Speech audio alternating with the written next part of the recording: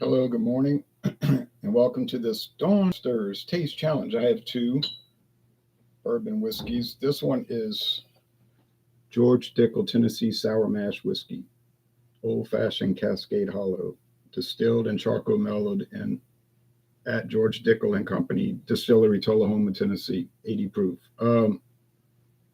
Aged 3 years. Now see, it says it right there.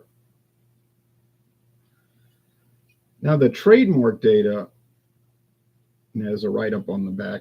On the side, you can read the story. It's like a big essay. And also over here, the essay continues.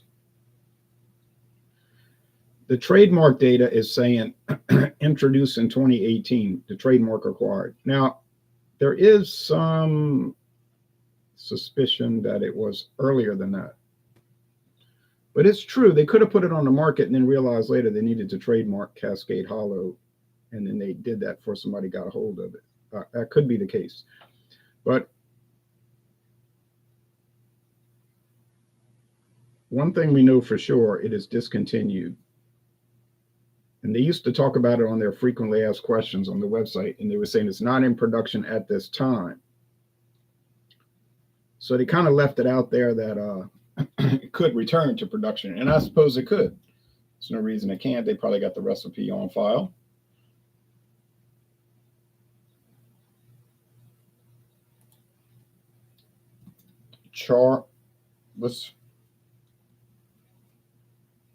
Charcoal mellowed sour mash Tennessee whiskey. Okay. Tennessee whiskey is a type of bourbon. They don't like to say that, but then if you read the rules for Tennessee whiskey, then you would realize it is a bourbon marketed under a different terminology. There is no official.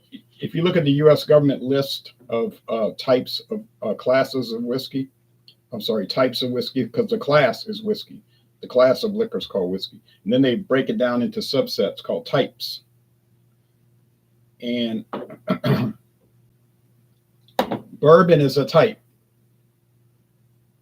A blend of straight bourbons like this Jeppson's about this, I'm going to show you right now. That's a type. Here's Jeppson's, introduced 2020. I know that to be true. The company's older than that, but they brought this bourbon out in 2020. They're famous for a strange product called mellowed, which is not listed as a class of liquor. So that's interesting there. But I don't recall that. It could be updated. They may have updated because they said they were updating their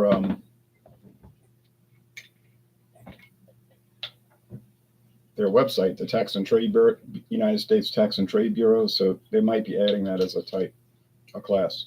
All right. So there is no, according to U.S. regulation, there is no such thing as Tennessee whiskey. I mean, there is in the sense that it comes from Tennessee. Yeah. But I mean, it's not listed as a type of whiskey. It's only according to Tennessee law. The law in Tennessee adopted years, beautiful embossed bottle, liter bottle too. And this bottle, this liter, I got it for $7.99 at Discount Depot. And you see I'm down to the bottom, 25%, 20% maybe. It was an incredible find. Never saw it again because that was the last of it, I guess. Appearance, they're about the same. Kind of amber, copper. So what I was saying, in Tennessee, there's a law which defines what is a Tennessee whiskey. And if you read the law carefully, it says it has to be at least 51% corn, has to be aged in new charred oak barrels, and then it has to be charcoal, filtered through charcoal, except for one, they call it the Lincoln County process, except for one brand, which doesn't use that process, but they wanted to include them under the classification. So that's funny how they got around that. But and that's the law.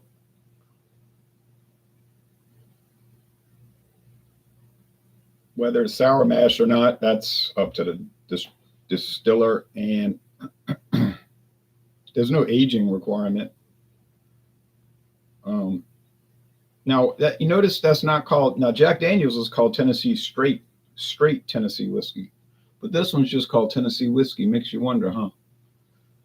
And I kept thinking, why? It's aged at least 2 years. It's 3 years old, so it's older than the requirement for straight whiskey. And I started reading the Tennessee law carefully, and I was getting it straight from the government of Tennessee website, not from a third party or secondary source, primary source. It has no mention about flavoring. Either it's allowed or not allowed. There's nothing in there that says it can't be allowed. It can't be done. So I'm thinking, George Dickel might have flavoring added or coloring, because it does have an unusual flavor to start with. Not that it's a bad flavor, it's just unusual. They never say straight. They just say Tennessee whiskey. So that makes you wonder. All right, let's look at the Jeppson's website.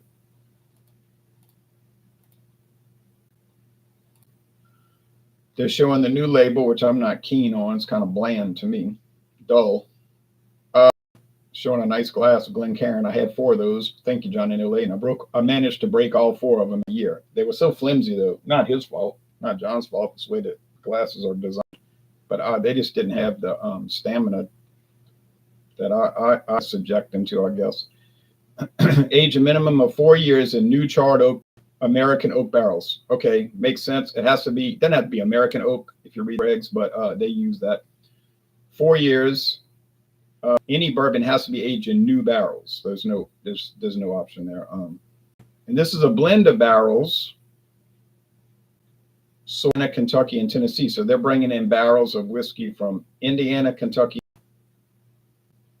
Interestingly, non-chill filtered and barreled at 100 proof. They barrel it at 100 proof. So they don't bring the proof down after they barrel it. They do it before.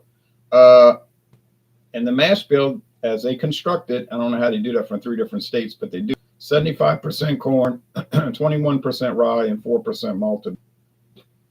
And they also have a 90 proof. And they say why? Because some people want one with less heat, which would be me, but I don't see the 90 proof around Louisiana. I only see the 100 proof. And by the way, the 100, and it won a gold medal, the 100 proof is in Louisiana still in the old bottles. I guess they ordered so many, and until they sell them all, they're not going to get the new up to label of 2024. Okay.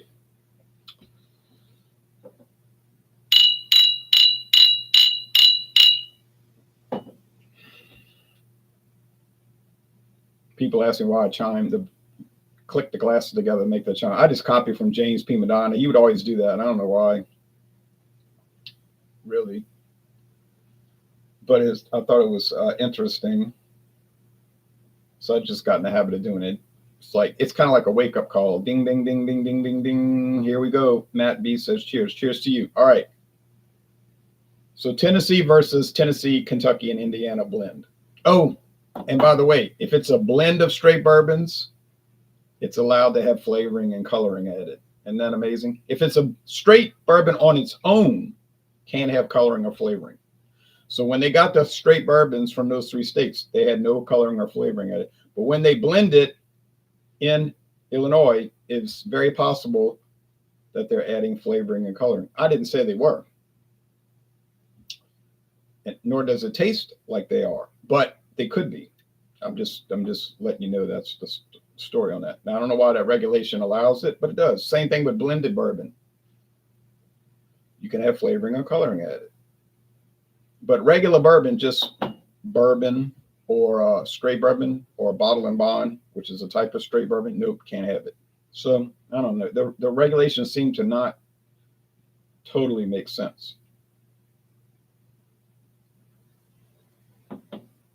Smells kind of neutral, honestly. I've noticed that about Jeppson's. Doesn't have a whole lot of aroma. Nothing bad, but it pick up a little wood, but yeah, kind of over here too. And there's nothing wrong with my nose. I was frying an egg this morning with some sausage, bratwurst sausage from Aldi, and I certainly could smell that. Okay, taste time.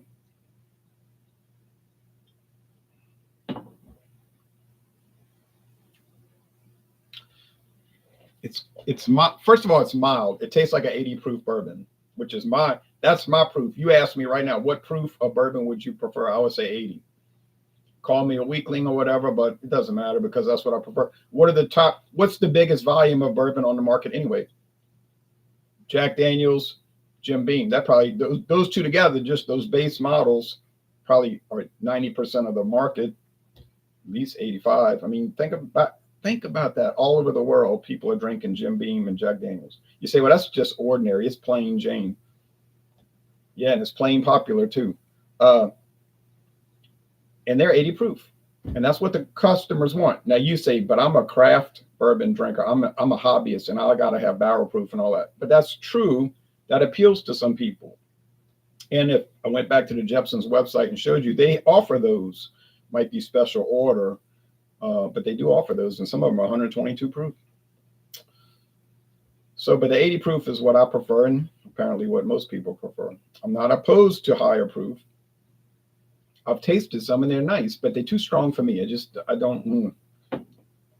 Gives me the frisson, the willies, as people call it. That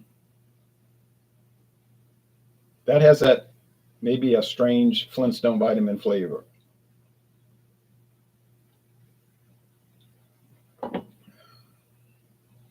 This one just got a higher, stronger taste. The body is heavier and a fuller mouthfeel. It's got to be the Jeppson's. It's strong, 100 proof. So we're talking about 50% alcohol versus 40%. That should make a difference. Now you're up to a 10% difference, 20% proof difference. So it should make a difference. Aging, not a big deal here. 3 years versus 4. 1 year. It's something, but may not be significant. It doesn't seem to be.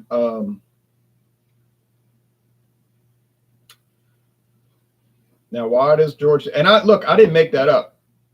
I mean, I did make it up on my own that George Dickel tastes like Flintstone vitamins. I tasted that years ago and I was like, what's this weird taste? And I thought, I wonder if anyone else ever said that. And I've watched videos over the years and read written reviews and people had said the same thing. Not all the time, but often. And I had never read those before or watched the videos. So you can't accuse me of copying or mimicking these people. So it's a common perception that people have. Now, if you never had a Flintstone vitamin, you couldn't. That's made by Bayer, Bayer, the German company. But they have a unique flavor. You can't compare them to any other vitamin. You can't say, well, Flintstone vitamins taste like, etc. No, there is no. You just can't approximate it to anything.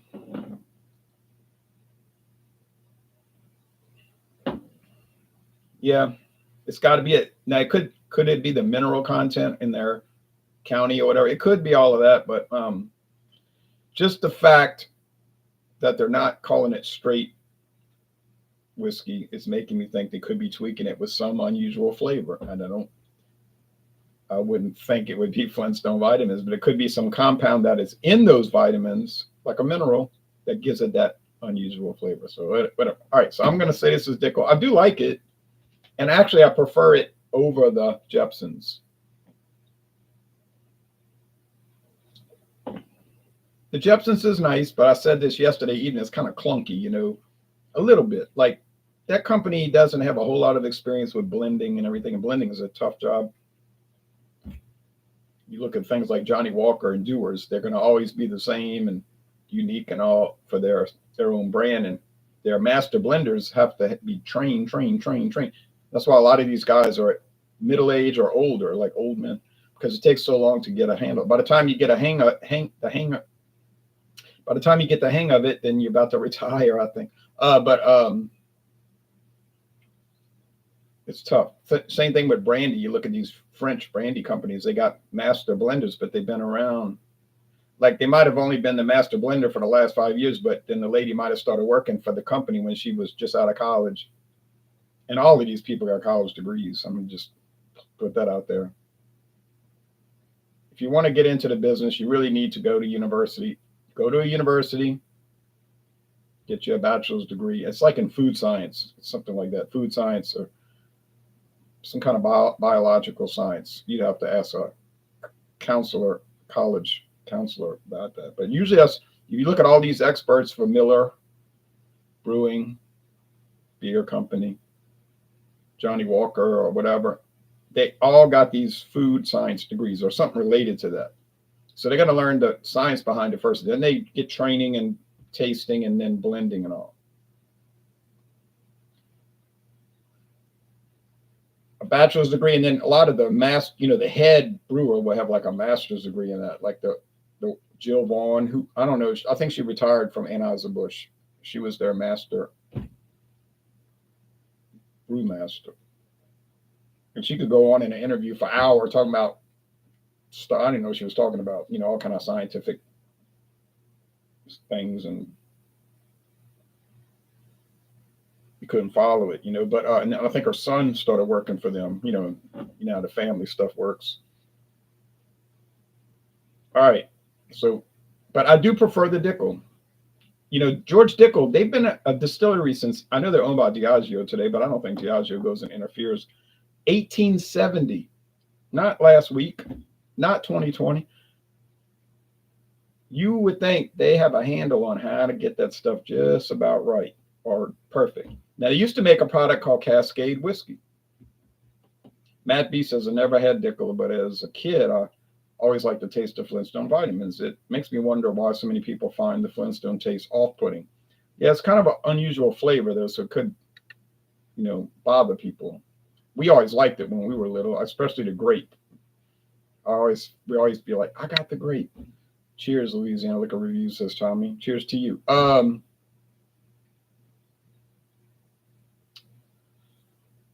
In 1964, George Dickel Company reformatted. They replaced Cascade whiskey with the number 8, the black label, and the 12. That yellow khaki label or whatever khaki label, linen color or whatever it is. Kind of a yellowish type khaki, whatever it is. All right. And then they added the rye later on. Well, they might have always had rye. I never could find out when they entered. Might have always made a rye whiskey. Now, did they discontinue Cascade whiskey, or did they keep it around as a budget brand that you just don't see on the website, but you might find in Tennessee at a store? They might. They just might. You might go to Tennessee and say, well, there it is right there, Cascade whiskey from George Dickel. 80 proof, aged might be 2 years, That stuff was cheap. It was pretty good. Well, yeah, but they're not going to put it on their website. They may not want to lose the trademark. That's the issue, you see. Cascade whiskey. It's unique. I love the grape. Laughing out loud, he says. Yep. So it makes you wonder, because a lot of these companies have under the radar liquor that they got out on the shelf, but you'll never see it on the website, like Beam's 8-Star. You say, well, everybody knows about Jim Beam. What's Beam's 8-Star? They had fresh bottles on the shelf at Dorgnac's 2 days ago when I was there. I got a bottle. Beam's 8-Star. That's an interesting concoction, but there it is. Been around since 1976. That's when they got the trademark on it. 48 years, and they'll never talk about it, and you'll never see it on a tour. Go take the Jim Beam Experience tour. I bet you won't see Beam's 8-Star, but it's there. It's on the shelf. You say Sazerac, they do the same thing, huh? Yeah, everything at Sazerac is not Buffalo Trace and Eagle Rare and Sazerac Rye. I mean, that's what gets them fame and fortune, right? That's what gets them out there in notoriety. And those are good, and they deserve it. But for every one of those, there's a Mr. Boston, a Mr. Boston bourbon, a cheapo. Kentucky Dale, which is a common bar brand in New Orleans. You go to a bar, I'm talking about in the French Quarter, where you're going to pay an upcharge, you're going to pay tourist prices for a cocktail. Like, give me a old fashioned, or they'll give you one, all right. But I was at that bar down there in the French Quarter over this summer, and I looked and she said, you need something? She was just being nice. She didn't care if I was looking. I said, I was just wondering what your well bourbon was. And she picked up Kentucky Dale. I said, aha. Now you're going to pay an exorbitant price for the cocktail, but they bought the liter bottle for $6.99. That is so funny. Louisiana Liquor Reviews are parts of Louisiana where you live in East Texas coast, largest producers of petrochemicals in the world. Yes, you can drive from here to Texas and you're going to see one chemical plant after another. Shell Chemicals, Shell Oil, DuPont, Nalco, Marathon. I don't even know what Nalco is. Diamond Green Diesel. It's down there closer to New Orleans. Bolero, and so forth. And if you go to Baton Rouge, they got what is it? It was, or it still is, the biggest oil refinery in the world, ExxonMobil. Huge, right on the river. And then go to, of course, when you're in Texas, you're going to see all those right along the main highway to either you take US Highway 90 or 10, Interstate 10 to Houston from Orange, Texas to Houston. It doesn't matter. Take either road. It's going to take you to Houston. Just take a little longer on 90 because it goes through every town. But either way you go, you're going to see oil refineries, chemical plants right up and down the road. Okay. Dickel. Yep. No mistake in that one. It's and it look like you could smell it. It leaves a residual aroma. It's got that Flintstone vitamin aroma left over. Oh, crazy stuff. But I do like it. As unusual as it is, I like it, and I think it beats Jeppson's. But like I say, this red label, nah, you're probably not going to see it in any store. I never see it ever. But like I said, I saw it one time at Savannah Discount, and they had these liter bottles for $7.99. You say, hey, that was probably a case where the distributor knew, they got an alert that it was discontinued. Correct. And they told the stores, you want to buy a huge amount for this, it's probably $6.99 a liter, which was like a huge discount, a loss really, but they're never going to sell it if it's in the warehouse. At least they get some of their money back if it's on the store shelf. And they just stick it out there and sell it below cost. Now, I talked to a distributor. He works for a distributor, Southern Glazers. And I said, hey, is it really illegal in Louisiana to sell liquor below cost? He said, yes and no. He said, here's the story on that. You can sell liquor below cost. He said, theoretically, you could sell a bottle of liquor for a penny. But you can't sell that same brand again for an entire year. You see, you have to wait 365 days. Then you could sell it again. I said, okay, now I don't know how they would track that, but they could probably do audits, where they come in and they look and they say, whoop, and you get in trouble. Now they might just give you a warning the first time, or maybe you get a citation from the state Department of Alcohol, Tobacco, and Firearms. I don't know how Louisiana works on that. I know they have people that do inspections. I've seen them in the stores, looking around. They'll check things.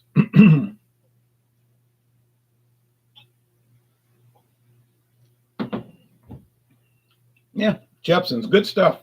Is it worth $29.99? I guess. I got it for free on a gift, but like I said, my friend David got 2 bottles for $30, $15 each. Once again, it was out there, so he bought it. Otherwise, he probably wouldn't have bought it.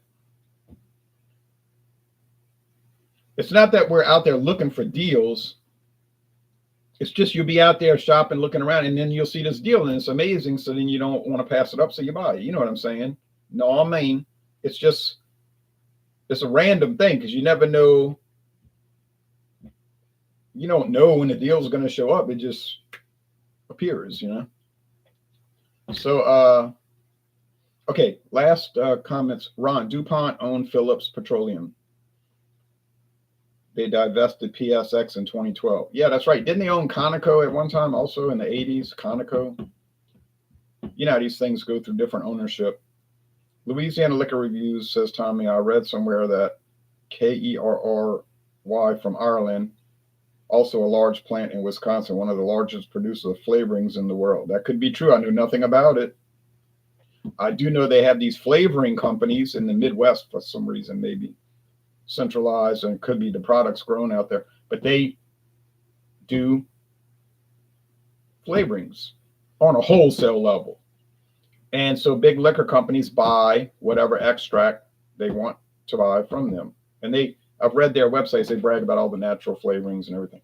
Good morning. Sorry, just woke up, says David Cassidy. I never saw they owned COP. Okay. Well, Conoco Petroleum. I thought they did. But anyway, I know that Hawaiian Airlines just got bought by Alaskan Airlines yesterday. That was in the paper this morning, so I know that's true. All right, y'all take care. We'll see what happens with Kroger and Albertsons. They're still trying to merge, but the U.S. government's giving them a hard time. Okay, well, the winner, I say George Dickel, but I got it right at least. I've only gotten it wrong once in this series, hopefully not again. And y'all take care and have a good Thursday. Bye-bye.